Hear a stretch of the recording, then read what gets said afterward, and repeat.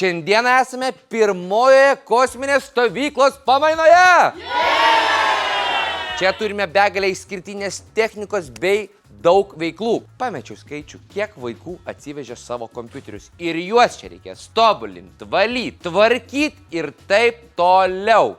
Einam tvarkyti kompiuterių. Tai turime pirmą projektą, tai Sleeperio PC, tokio dar nesu dėjęs ne karto. Tai su stovyklautais tai ir padarysim pabandyti sudėti pirmoji pamainoj, kurią jau testuosim greičiausiai antroji pamainoj. Taigi, turim žiauriai išskirtinį Aerocool korpusą, kuris buvo populiarus 2000 vidury. Aišku, čia nieko gero. Patys suprantat, viską reikės lūpti, darots 4 karta, tai viską išmesim. Jau bandėm kišti ir vaizdo plokštę, dėja, jinai netelpa. Tai bent jau šitą vietą tai mes pjausim. Kol aš darysiu ir pjausiu Sleeperio PC, Dovis padės kitai grupiai daryti eksperimentinį kompą su 98X3D procesoriumi geriausių žaidimų rinkoje bei RTX 5060. Ir šitas specifikacijas testuosim prieš Ryzen 5 ir RTX 4090. Tai geriausias procesorius, silpniausia vaizdo plokštė ir atvirkščiai testuosim ant 3 skirtingų rezoliucijų. 4K, 1440p ir 1080p. Pažiūrėt, kokius visgi rezultatus gausime ir bandysim padaryti kažkokias išvadas.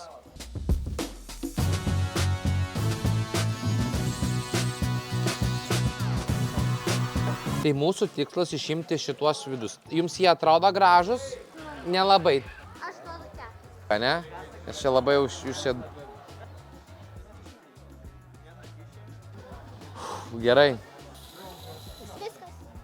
Kompiuterį šardėm, bandysim įdėti ir vėliau pažiūrėti su termovizorium temperatūras į tokius komponentus kaip Ryzen 7 78X3D, B850 Eagle Wi-Fi 7, 850 W 80 plus Gold modulinis maitinimo blokas, procesorių aušinsim su baltu dipkulio, koks čia, AK500 žinimas ir dėsim RTX 5080 vaizdo plokštę.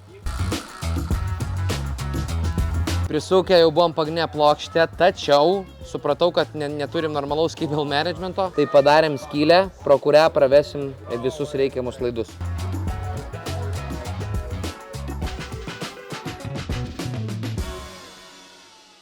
Trys, 2, 1, žiūrim, ar tikrai jungtas.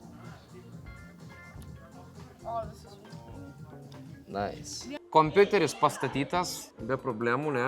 Visiškai jokia. Šiaip. Labai smagu, kad viskas ėjo sklandžiai, tai ką mes dabar darysim? Mes pažiūrėsim, kaip veikia kompas ir koks yra tokiame korpuse jo aušinimas, ne? Nes komponentai galingi turėtų bendrai viskas suvalgyti apie 400 W srovės, turime 2 ventiliatorius, taip pat Nedo ir jo 3D printerių laboratorijos dėka mes pasidarėm didesnės kojas. Tai reiškia, kad dar iš apačios ventiliacija atsirastų. Ir žiūrėsim su termovizorium, kokios visgi yra temperatūros šitame korpuse žaidžiant. Stres testų nedarom, nes net ir labai gerose korpusuose su geru aušinimu stres testų metu komponentai kepa.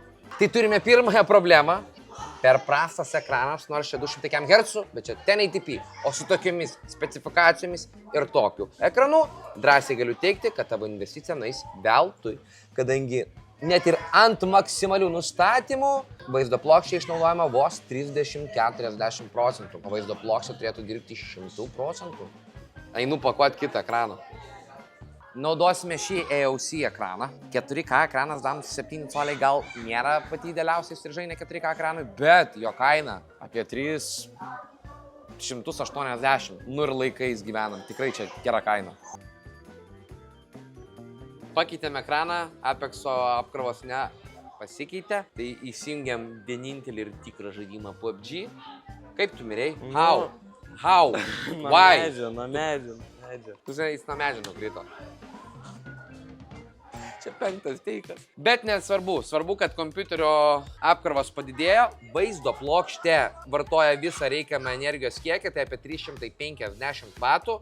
Kompiuteris tikrai girdisi, kad dirba ir jaučiasi, kad dirba. Tai pasijungsim termovizorių ir pasižiūrėsim, kokios visgi to kompiuterio temperatūros. Čia viskas aišku. Čia kaisa dėl to, kad vaizdo plokštė išspjauna čia karštą orą. Čia irgi aišku, kad tiek bet šiaip karštą orą pučia. Ar kompas veikia karščiau? Taip. Bet ar tai yra tokios temperatūros, kuriomis tau skaudėtų galvą, tiek vaizdo plokštė, tiek procesorius po 75 laipsnius? Tai ką noriu pasakyti, jeigu turi seną korpusą, net ir galingi komponentai jame pakankamai gerai susitvarkys. Ilgam neatsisveikinu, nes kepsim daugiau tų videakų. Tai noriu sužinojo, kaip veikia galingi komponentai senuose korpusuose. Pamatėm, kaip apkrauna kompą ir 4K ekranai. Tai ką, iki pasimatymo kitose kosminės stovyklos video žentelio YouTube kanale.